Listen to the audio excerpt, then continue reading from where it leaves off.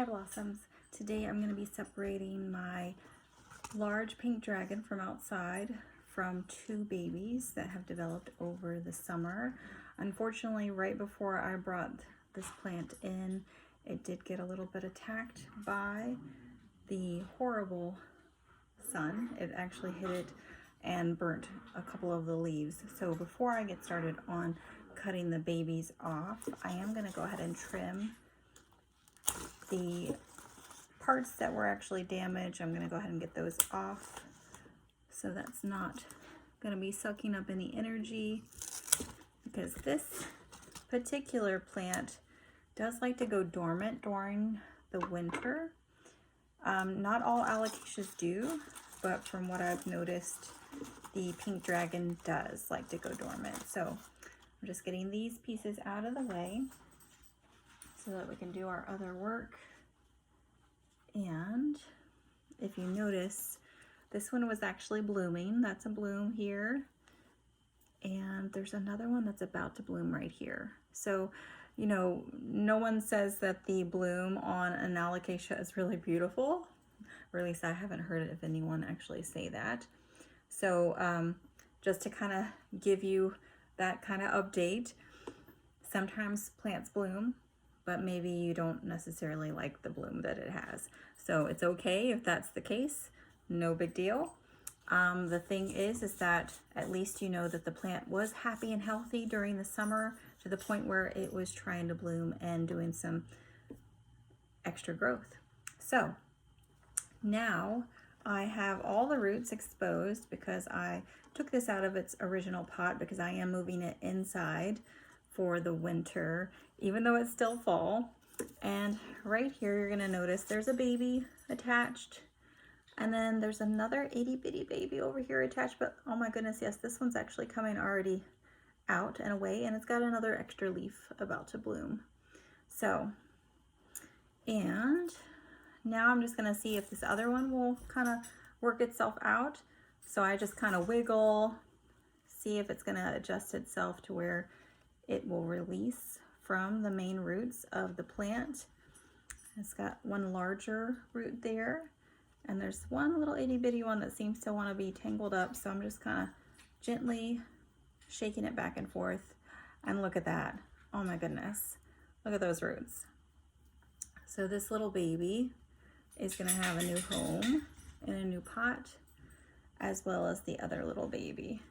And then I'm going to repot my original dragon back into its pot that it likes. It's the pot that I've used for it for a long time. So I'm going to repot it there. But before I do, I'm just going to check out the leaves and make sure it's really healthy and happy. If I notice anything, I'm going to go ahead and just kind of rinse it off. Like, even though that's a bloom, it is starting to die. They don't last long. They bloom for a few days, and then you usually have them start decaying. So if you look at that, it's starting to already decay. This one is another bloom. It hasn't fully presented itself, but I'm gonna go ahead and cut off the old bloom. Again, this is just because I'm trying to get my plant ready for dormancy and not because I'm trying to harm it in any way. Before I get going, I'm gonna move my big bag of dirt away so that I can rinse off the leaf. I did notice there's some dirt on the leaf. I'm gonna go ahead and just get that off here. The one leaf that did not get burnt by the sun, I want it to be happy and healthy. So I'm just rinsing that off.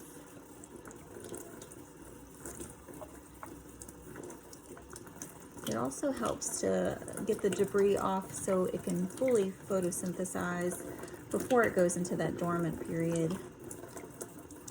The pink dragon is such a beautiful plant, but really this is good for any kind of alocasia or calocasia that you take inside after the summer if you don't have it planted in the ground.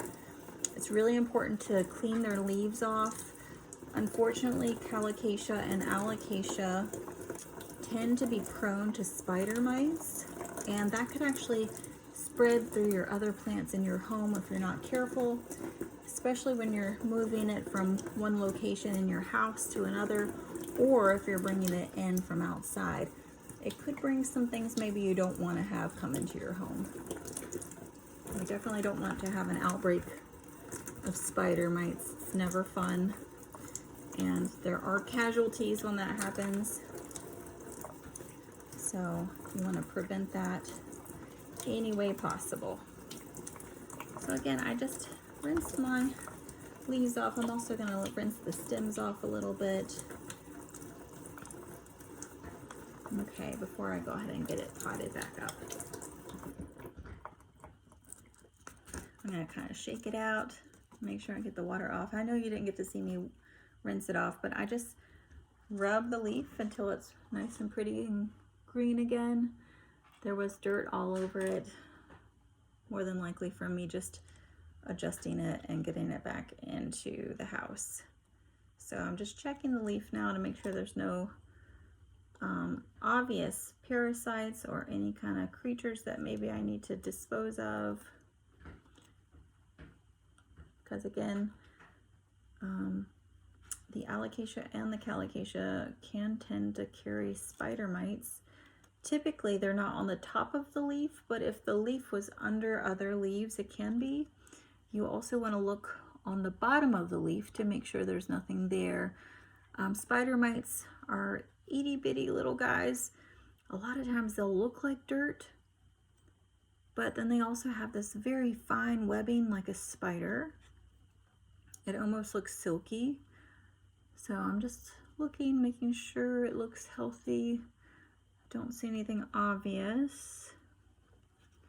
So of course, now that I'm gonna get this repotted, I will wanna check on it in a few days just to see how it's doing, to see if there's any presence of spider mites that starts to show, because I want to attack that quickly. I don't want that to be in my home.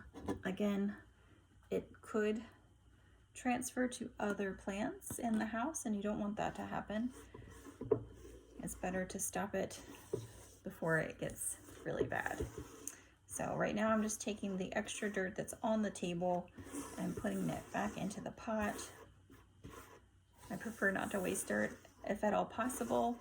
All the dirt that I take out from my outside plants, I actually leave out in the pots so that I can transfer plants into other pots for next year. So yes, I do reuse my dirt, and yes, you can add extra nutrients to dirt as well if you need that. So, you know, it's okay to toss out dirt, of course, you know, if there's an issue or if there's extra problems, but sometimes you can help conserve the dirt and just add extra nutrients into it to continue using it. All right, I am taking new dirt out of a new bag with some nutrients already added to the soil for my plants that are coming inside. I like to just treat them pretty nice when they're coming back inside, especially since they're leaving their more warm temperatures and coming inside to where it changes, right? Some of us might have air conditioning on, some of us might have heat on. It just depends on where you live and what you like as an individual.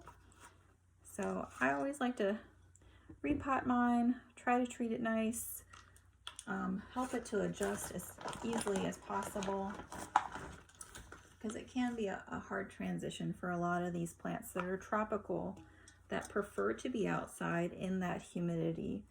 And unfortunately in my area, I mean unfortunately for the plants, the humidity has really dropped recently, and the weather is getting to a point where the plants would not do very well. So once you get to a point where the temperature is consistently dropping below 50 at night, our tropical plants really need to be brought in and babied.